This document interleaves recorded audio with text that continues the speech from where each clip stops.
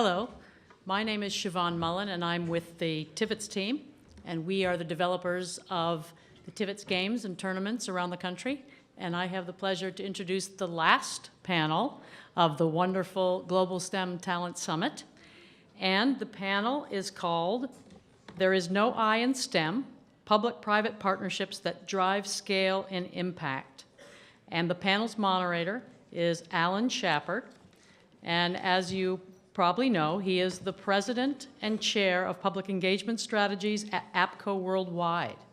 And prior to joining APCO, he served as senior vice president, global partnerships, and head of global institutions for William Morris Endeavor and IMG. His corporate clients have included many of the companies that are in the room today, as well as several nonprofit organizations like the Noble Foundation and the United Nations. He is well known as a leader in corporate social responsibility and international philanthropy.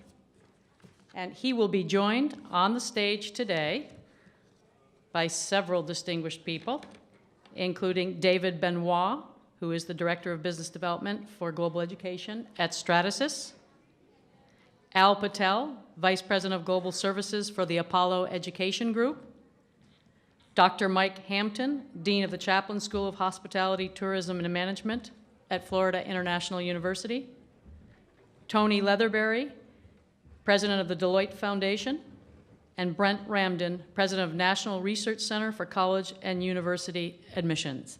Please give them a warm welcome.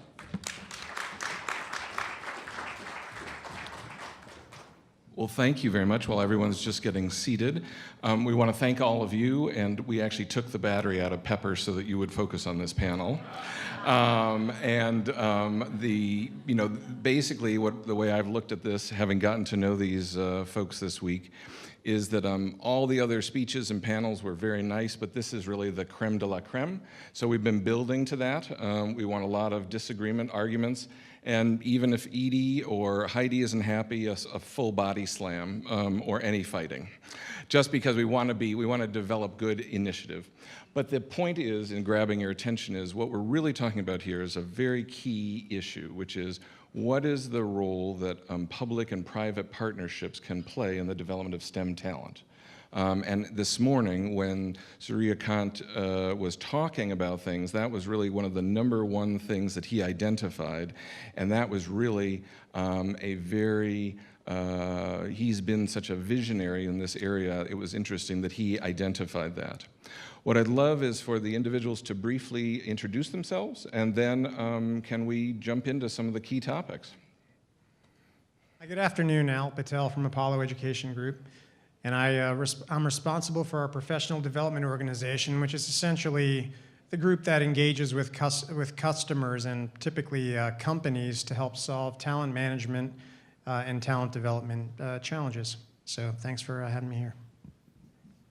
Everyone, my name is Mike Hampton. I have the privilege of serving as the Dean of the Chaplin School of Hospitality and Tourism Management at Florida International University in Miami, the 4th largest university in the United States. And I guess you're wondering, why would there be a hospitality and tourism person sitting in here in a STEM conversation?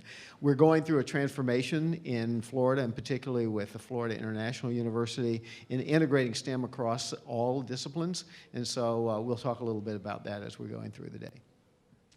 Good afternoon. Come on, give me a little energy. Good afternoon.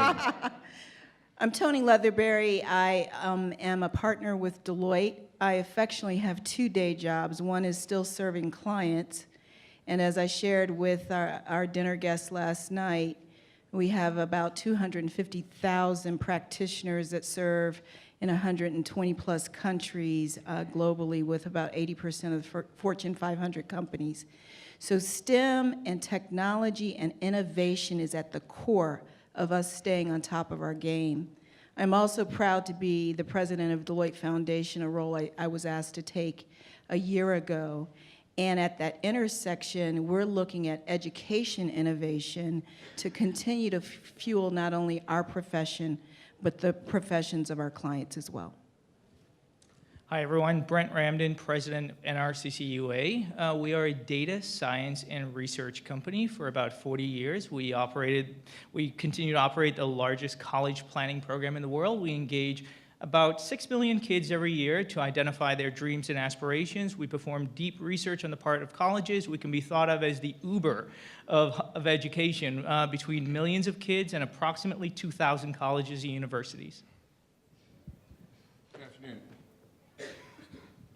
Not sure if there it Oh, goes. It's perfect. working. All right. My name's Dave Benoit. I work for a company called Stratasys. I call it one of the biggest companies that no one's ever heard of. We produce 3D printers, $800 million company in the 3D printer industry, the largest player in that industry today. And my responsibilities are for business development globally in the education space. About 25% of our business worldwide is in education, and so I spend a lot of time working with partners, strategic partners, content partners, and governments as we work with governments and departments of education to try to build relationships and really find ways to bring advanced manufacturing with 3D printing as a component into more education institutions, into the education space in a broader way so that kids will learn more about the possibilities and the opportunities in advanced manufacturing. And as you can hear, each of these have a different perspective on this very important issue. Maybe just very briefly, would each of you just weigh in a bit on what you think from a macro point of view should be the role of the public sector in stimulating the development of STEM talent? Because there's so many different ways that the public sector can play an increased role. So maybe you'd start us with your thoughts. The public sector is a critical component and one which I think can play a much bigger role in 2017 than perhaps it has for a long time here in the United States in particular. We see a lot more of it in some countries where government is structured a little differently, where there's a little bit more influence or force, if you will, on the education system, perhaps that comes from the government. They're doing a lot more to drive training programs and to push initiatives that are built around where they're trying to go economically. In the U.S., I think the time has come for large corporations that are leading the charge into advanced manufacturing to push a little bit more, to have a little bit more say. They're driving the economy in some major ways. They're employing a lot of people. They're paying a lot of taxes, and that communication between our schools and our companies hasn't been there to a great extent, other than in the community college sector. And I can see Rob over there shaking his head because they've been leaders. They've been a place where that has happened. But in a broader sense, we really need to be doing more of that, I think, across the board. I would agree. I would say as we've gone around the country the last few years and we've worked with institutions, higher education colleges, higher education institutions, a lot of the conversations we're having today are tangential to exactly what presidents are thinking about. For example, we'll do research on behalf of colleges as it relates to the workforce and changing demography and identification of the skills and talents that frankly need to be reflected in the curriculum that's being represented in the product of the educational degree or certification. Overall, we see higher education institutions really becoming innovative on their own and actually having a push-pull relationship with the public sector. And I'm not sure if anyone last year caught the EQUIP program out of the Department of Education, but the Education Quality Through Innovative Partnerships. We thought that was really interesting and really indicative of how the public sector can work with higher education to try to fill skills gap in a specific area. Couldn't agree more. In addition to that, I think the challenge is it's multi-layered. So what my colleagues and I have looked at is that I think we're doing a pretty good job at the grassroots level, typically elementary into high school with those partnerships. And we're doing that through a lot of not-for-profits. Maybe an example is City Year, where they are the catalyst for building those relationships with the school system, and then the private partnership comes into play with investing in dollars and mentoring time and engagement. So that, that's happening. Problem is it's not connected and it's not scaled. So I think there's an opportunity there to really scale it. When it gets to the state level, I think there is some connectivity, but the states are being challenged with how much money, how many dollars they have to invest in this regard. So, and then if you go up to the federal level, I think where the opportunity there is tax incentives is ways to actually help analyze, further analyze the problem and work collaboratively back at the state and local levels to then drive the innovation at that level. So maybe a lofty goal, but I think that's the opportunity we have, and I think we've got to get away from a cost mindset to an investment mindset. And if you think about where we were maybe 50 years ago, I think about the great space race. Where is the next great space race? When do we have that incentive as a country to really generate innovation? Because I think that's the kind of catalyst that we need today. Mm-hmm. Thank you. Building on that, there's been a recognition, I think, by political forces around the world that this idea of competitiveness is going to be supported by an emphasis in STEM. And that's been coming in certain pockets or regions around the world for some time, but we're seeing now that to be embraced pretty much globally. And it's being implemented in different ways. So the public sector has different resources, just as you pointed out, to be able to provide support. China leadership there, you see what's happening in some of the pockets in Europe and here in the US. But when we take it down to the local level, even in the state of Florida, our legislature has mandated, in fact, they've legislated and implemented regulation that mandates performance by higher education in STEM fields. So we are funded based on how well we perform in that area. So it depends on the region, but there is this progressive movement of performance funding in the United States in particular, and we're going to see more and more of that for accountability to make sure that we're being responsive to what industry needs in the STEM sector. Yeah, I talked to a number of companies throughout the country around their challenges, and oftentimes it comes down to they just can't find the right talent at scale. And it really repeats a lot of what we've talked about here at the conference over the last 2 days. So we spend a lot of our time helping them find the right talent pipelines, or we'll build certain training programs to help build a workforce that's really ready to cater to the needs that they have when they're looking to hire hundreds or thousands of employees in a particular technical area. If you're an employer in California, as an example, you're mandated to pay a training tax for so many employees that you have on your workforce. But when you look at where those training dollars go, they're really not benefiting the company back. They're really going to different programs in different portions of the state for various public programs. So I think the state, the state and the country, both, the public sector in general, could really help take a lot of friction out of the process in terms of squeezing the timeline and the gap between what the employers are looking for and what's really coming out of universities and what's out there in the talent pool. I think you see a lot of interesting things in European countries with apprenticeship programs and different models where, they are really calibrated to what the country needs and the workforce gaps, and then how they direct students and learners into certain programs. I don't think we're necessarily ready for that kind of a model per se, but I think there are some great aspects of it that we could learn from. And just given your experience, are there specific countries where you feel that the public sector has been very active in a very optimal way and has set sort of best practices that might be worth considering? Are there any specific examples that have come up in particular countries that you've seen? I'll start off with that because we have a campus in China. We have about 1,000 students there. And in China, they have something called the Gaokao, which is an assessment of high school students and where they have the greatest capacity for development. And so they start to target those students early on in the preparation for that exam. And those students that have a propensity for movement into STEM are cultivated in a way that helps them be better prepared for the direction they're going to take in higher education.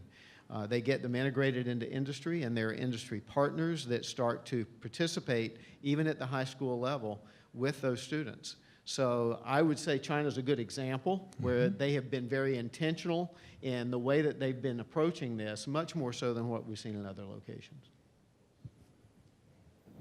I take a different view on this a little bit, and I agree with everything you said, by the way.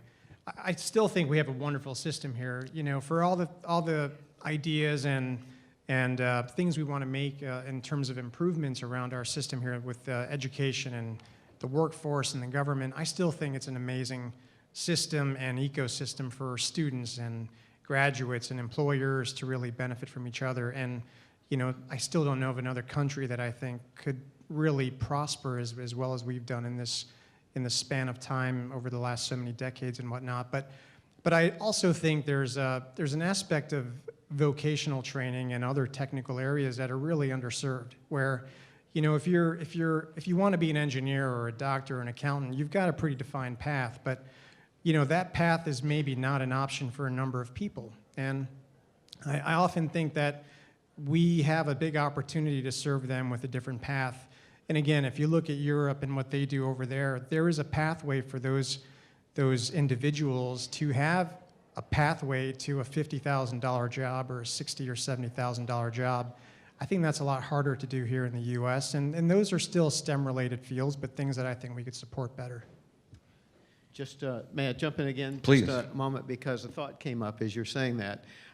What Nina said this morning, I think was very point on, is that you can act nationally or globally, but you have to start locally.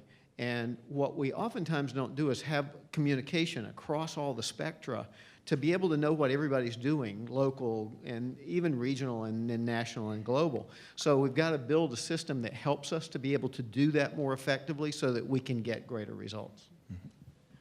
I think there are isolated examples around the world where higher education as an ingredient in the output, they're powerhouses of regional economic growth.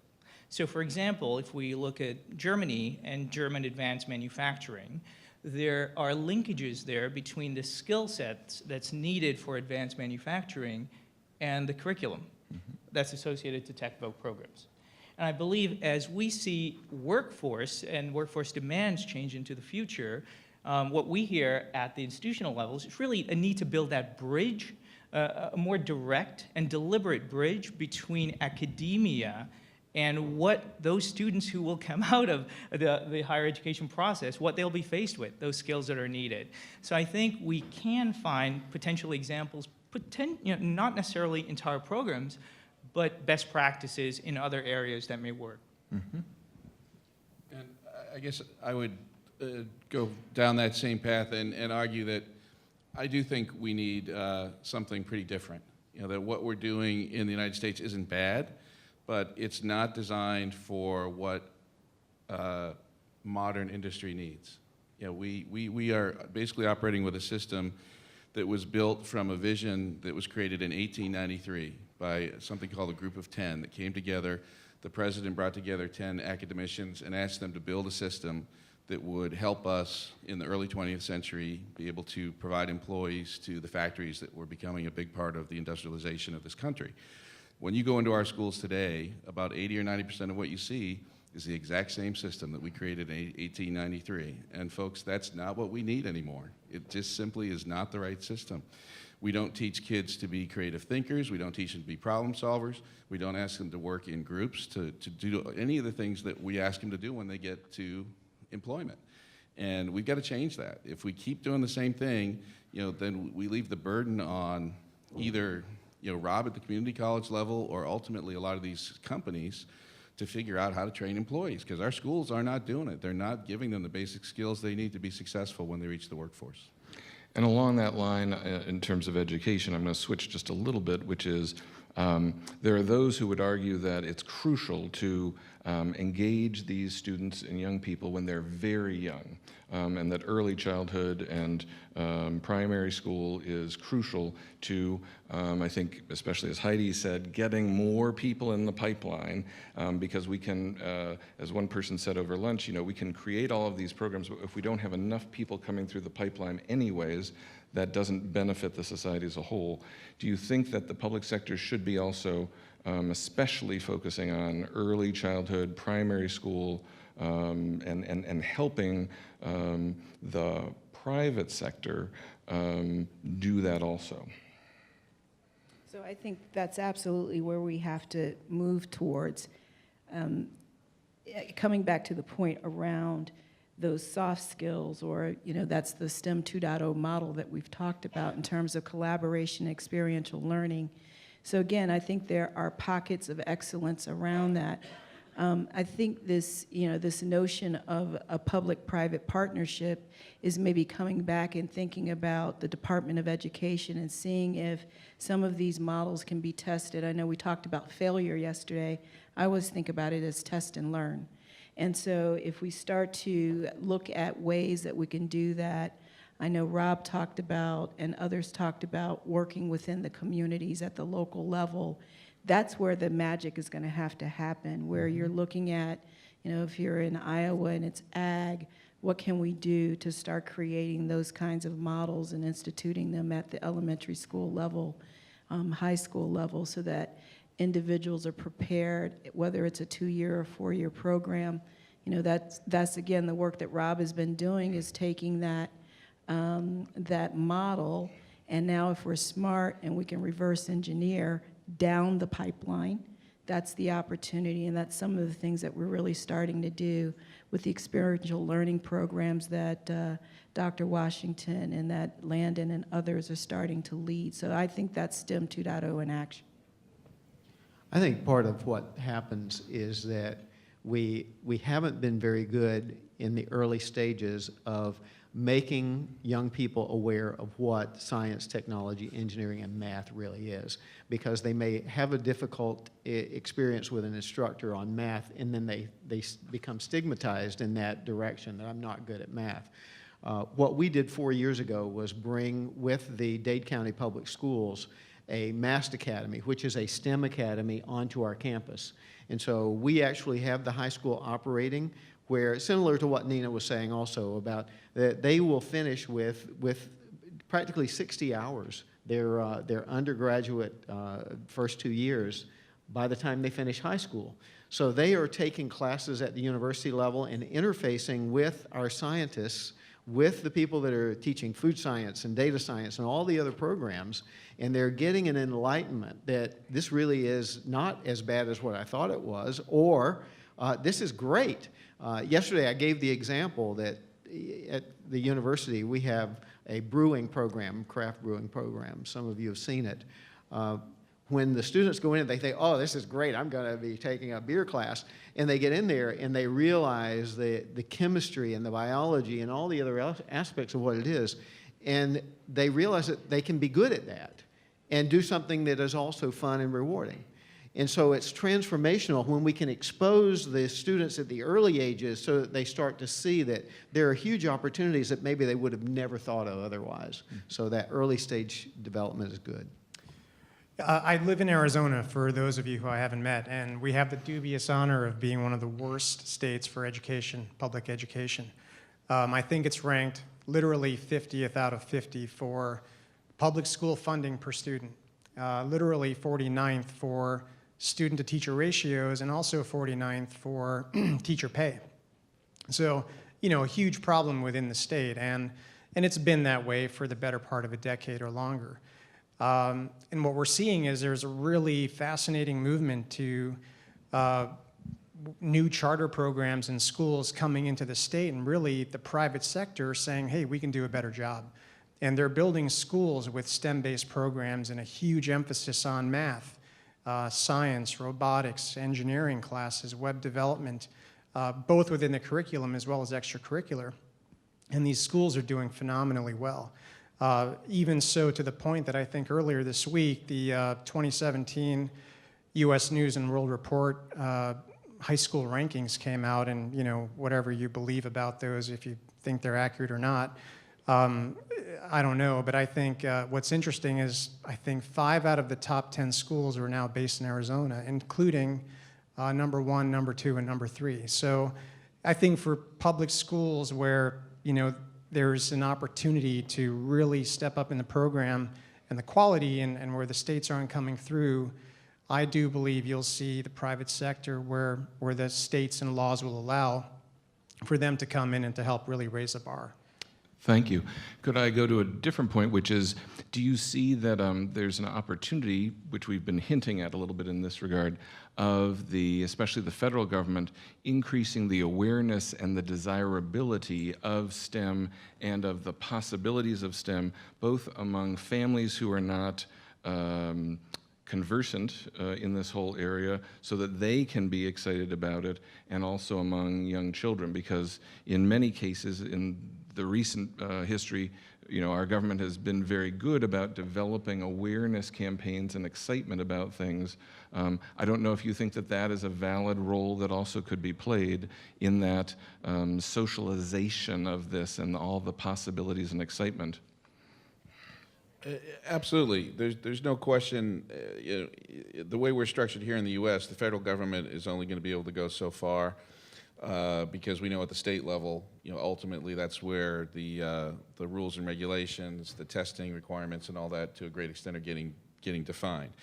It's important for us to make sure we move the marker in terms of understanding what success looks like, or what it should look like, and that if we keep measuring by the same old measures, then we're going to get the same old result, or a result that perhaps doesn't align with this new set of expectations. If we want to teach kids how to be problem solvers, how to experiential learning, and what you get from that and how you measure that is very different from a standardized test. Yep. And we moved down a path where standardized tests took a lot of creativity out of what we were doing in American education over the course of the last 15 or 20 years. And now we've got to swing that pendulum back the other way and look at what kind of skills are kids developing? Are they able to present and interact and solve problems and work in teams? And measuring those things takes a different set of standards and objectives. And if I can respond to add one point about that. In our dinner last night, we had a very heated discussion about how so many young people, they want to go and found and establish the next Snapchat, or they think that they want to go and make big money and be a celebrity. And the question is, how can one explain to them that there's a multitude of opportunities that is out there that can be equally rewarding, not necessarily just monetarily, in that infinitesimal opportunity. And going back also to, I think, what you were talking about was how the excitement of the space race was something which was initiated, or even most recently, if you think about Michelle Obama, raising the awareness of the whole country about exercise and eating. Whatever you thought about certain people personally or politically, that was clearly an awareness-raising initiative. I don't know if you're going to add to.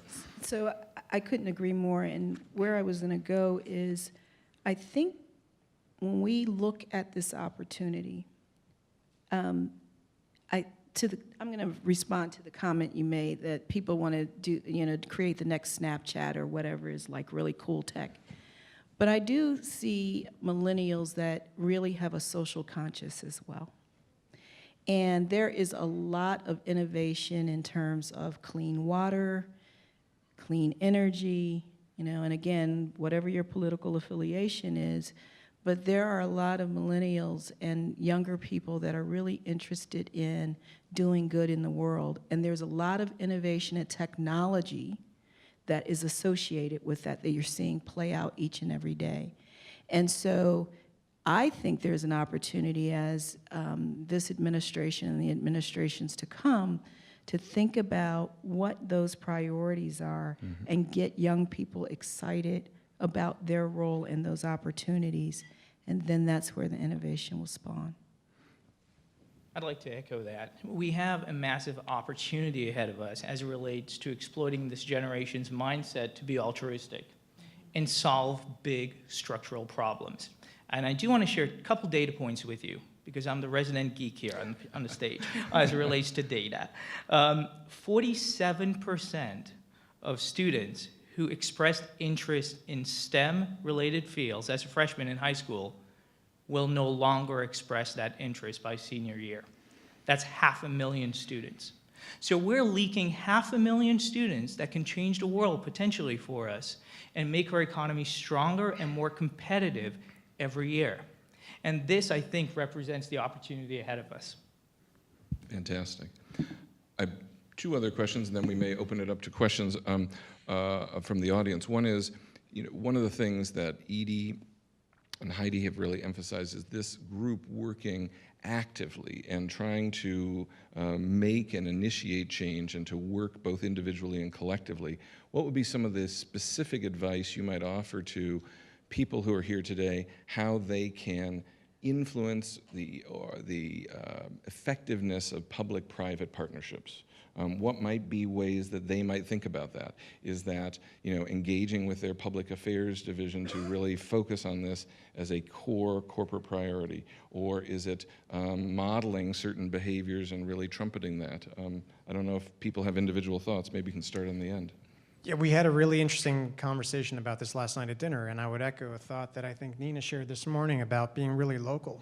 And I think the theme we discussed was it would be really great to see a partnership between, and we've got to capture people when they're younger, right, within the elementary school years. So to see really neat partnerships between the school systems and large, especially in large cities like Chicago, New York, LA, Miami, et cetera, and companies that are out there trying to help build awareness as well as to expose students to what the possibilities are that are out there.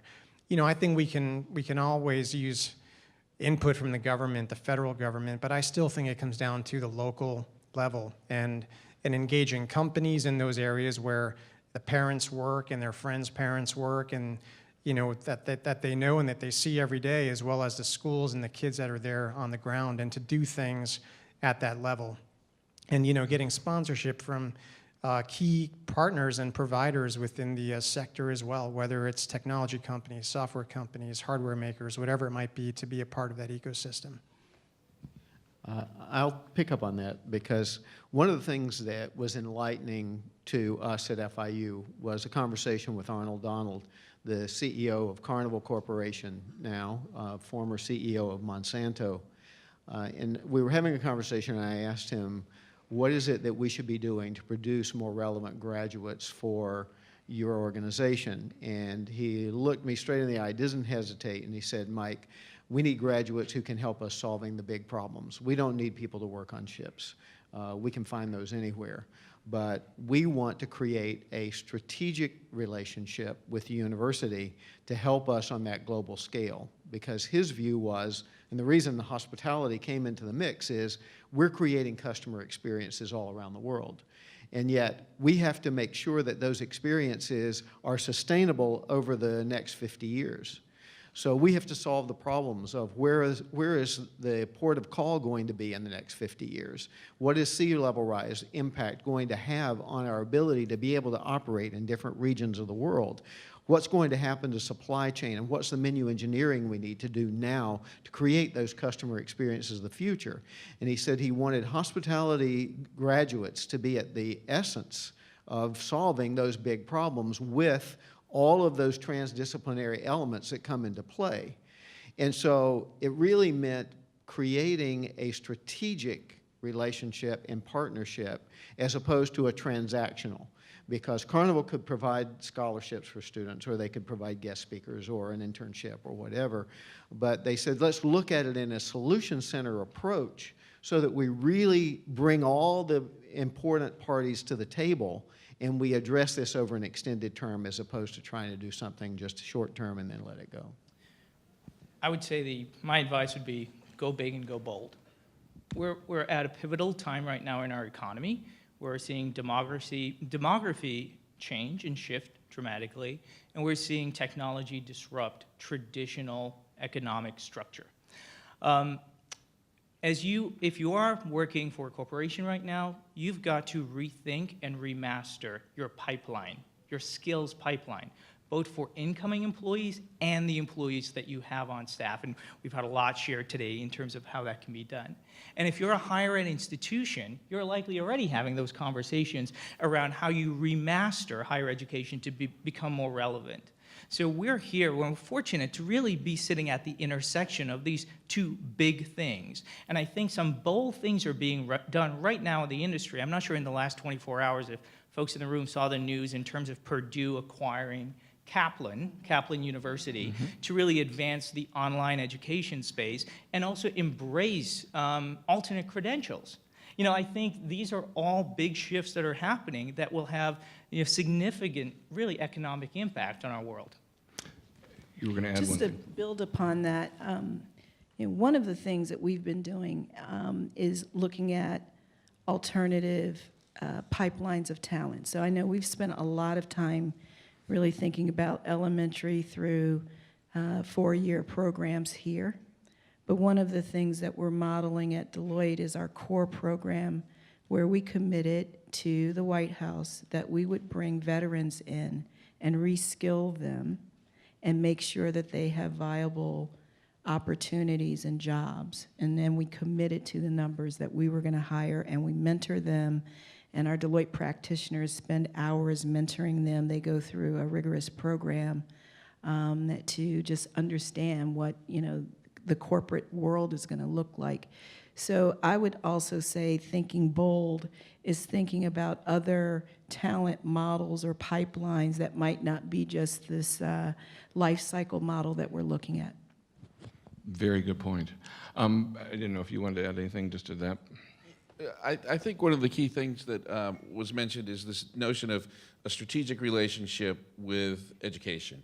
It more than just talking to them about recruiting and who you want to hire, getting into the depths of a more contextual discussion about what do you need? What are the types of graduates that you want to be able to hire, and how can you help the schools to develop and reinforce and teach those skills in a way that's going to be meaningful. And just to tie back to one other thing that was mentioned, this idea that you want to create the next Instagram or the next Facebook or whatever it might be. One of the things that we're working with Edie and the team at STEMconnector to develop is something called Day of Design. And our vision there is to really try to bring that together, to teach kids design principles, design thinking, which puts them on that path to see the world as an opportunity, whether it's an electronic thing that you build or the next really cool electric car or whatever it might be. We want to try to instill in schools and instill in this relationship between schools and manufacturers that design can be such a key building block. And so we're real excited. You'll hear more about that in days and weeks to come. But the Day of Design is intended to be a way for manufacturers and schools to work together, to come together and provide that opportunity for teachers to really get involved in teaching kids how to be designers and creators of the next great invention. And design is such fantastic. And design is such an incredible way to also, because of its visual aspects and its other elements, it's a way to get someone more excited who you might not capture otherwise. Absolutely. So that's a great thing. If we had a panel like this in a year's time, who would be that sort of key public sector official you'd like to have here? Would it be the Secretary of Education? Would it be the Secretary of Commerce? Would it be the 2 governors from key states? Would it be the head of the New York City schools? Who would be the type of person who you would really like to be hearing and learning from these best practices? All of the above. I agree. I feel All of the above. I would have to agree with you, because I think it is a significant problem that requires shared responsibility, but also alignment. And I think I love your questions, because you started at the top with federal, and then we got local, and we got more localized. And I think today what we're seeing are problems being solved at a very localized level, and not necessarily clear alignment getting up to the federal level. And I think that's an opportunity for us to get there, but I do agree with you that it would have to be all of the above. I don't think we're going to solve it in a big way if we do it in isolation. And hopefully, being a little bit optimistic here, but maybe this is an issue where we can get the 2 sides, the 2 parties that can't seem to agree on much of anything, to come together and agree that the future of our economic well-being is understanding how to build great companies and how to create an education system that drives us down that path. We can't agree on much, but hopefully we could agree on something like that and work together. Well, and I think there are some great thought leaders on this around the world, so I wouldn't concentrate just on the U.S., although we are here in D.C. and have access to some. But there's some great thought leaders. And one in particular that I've been impressed with lately is Joe Pine, the Experience Economy author. Just great insights on where we're going and how we need to bring all resources together to be able to make this work. Well, as you can see, this is why I love this panel, and they're incredibly experienced. If there are a few questions that we have, I want to be respectful of your time. Any thoughts that come to mind or any questions? Please.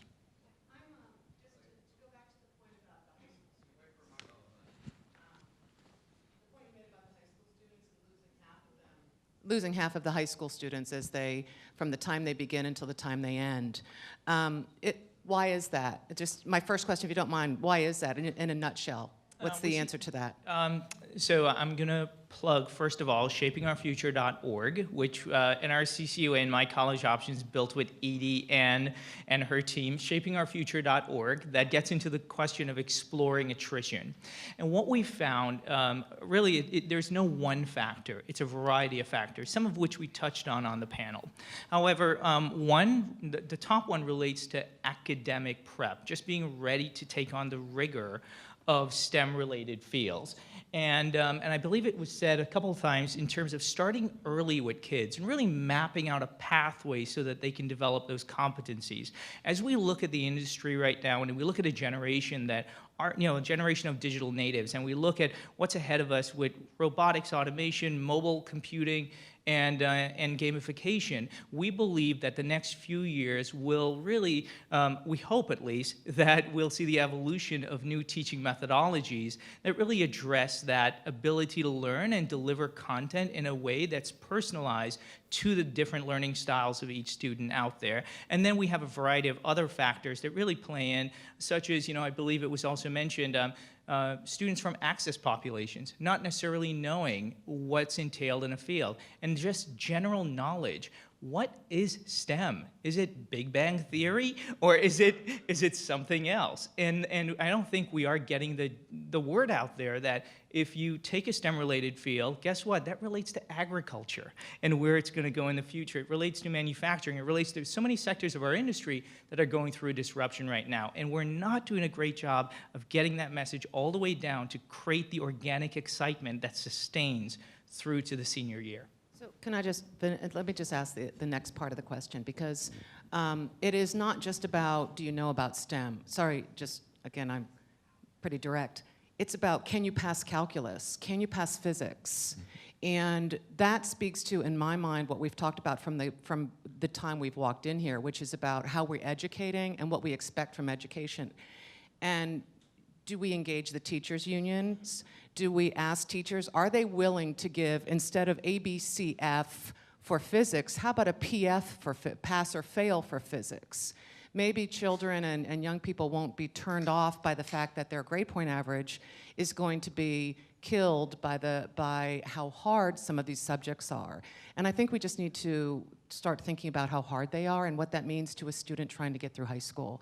And the teachers' unions and the teachers are probably the place to begin.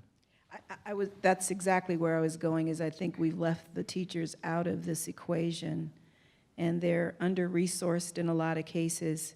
To the point earlier that David made, the teaching model may be antiquated, and so we've got to think about them in the equation when we come back to the public partnership. Maybe, the Department of Education has to play a role in helping to reinvigorate that model. Just a final data point. The other issue that we see on the high school level is because there's just a lack of counseling and a lack of guidance.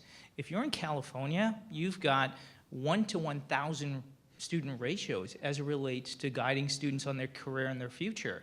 Across the nation, it's close to, I believe, 1 to 500. So that quality engagement to inform the student to drive to the next step just isn't happening right now. Thank you. That's a great point, and we're sending teachers into the battle to just reinforce what Tony was saying. They're going in to fight a rough battle, and they're almost unarmed because of the way they've been trained. Our education schools are training them for this 1893 model, which is not the digital native kids that they run into in these classrooms, are not interested in sitting there and being lectured to. They engage with their phone and with their friends in all different kinds of ways, and the content, whether it's physics or calculus, has got to be designed to be application oriented. It's got to be engaging. It's got to talk about problems that John Deere or whoever is trying to solve in the real world today, and then kids will be interested in it. It'll make a big difference. Thank you. One last question, and then Here, we'll wrap it up. I've got the mic here. Thank you very much. I think in mentioning about teachers, one thing we forget is that can be a STEM also field, right?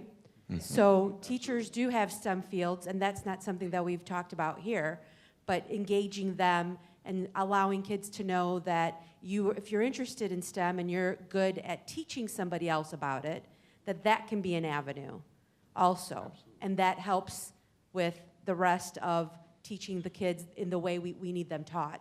So that's something that might be missing too, and it's been mentioned in the last 2 days about how sometimes that 7th grade teacher either is the one that turns you off or turns you on. So engaging the teachers and how we teach teachers and teaching kids that being a teacher and being an inspiring teacher can change the world, and that's a STEM field also. Well, thank you very much, and thank you to this wonderful panel. If we can thank them, that's very well.